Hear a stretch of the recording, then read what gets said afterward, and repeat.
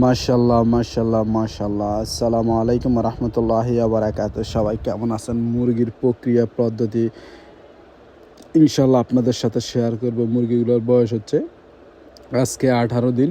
আসলে এগুলা কিছুদিন আগে একটু অসুস্থ ছিল, এখন আলহামদুলিল্লাহ আল্লাহর রহমতে পরিপূর্ণ সুস্থ। আসলে সুস্থতা মহান আল্লাহ তাআলার বড় একটা নেয়ামত। যখন অসুস্থ হইবেন তখন বুঝবেন সুস্থতা মহান আল্লাহ তাআলার যে কি বড় একটা নেয়ামত।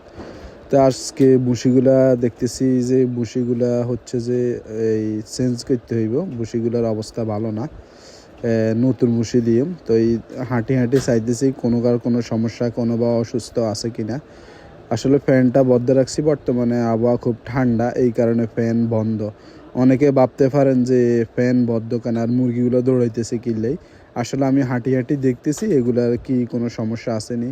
মানে এটা যখন আপনি দুই একবার হাঁটবেন তখন দেখবেন মুরগিগুলো অ্যাকুরেটভাবে যখন দৌড়াইতেছে, তখন ভাববেন যে না এগুলো আলহামদুলিল্লাহ ভালো আছে। আর যদি দেখেন দৌড়াইতেছে না, বসেই রয়েছে অথবা কল্লা হালাই দিছে, তখন ভাববেন যে কোনো না কোনো সমস্যা আছে। তা এখন আলহামদুলিল্লাহ পরিপূর্ণ সুস্থ আছে। আসলে ওই সাইডের জায়গাটা খালি, এগুলো হচ্ছে 2 দিন পরে বাড়াই দিই।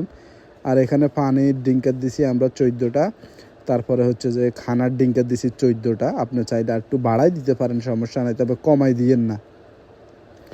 আর আসলে এটা ইউটিউব দেখে সবাই শিখতে পারে, এখানে কঠিন কিছু না। মেইন হচ্ছে আপনার মনোবল, আর হচ্ছে যে আপনি এই কাজে স্থির হইতে হইব।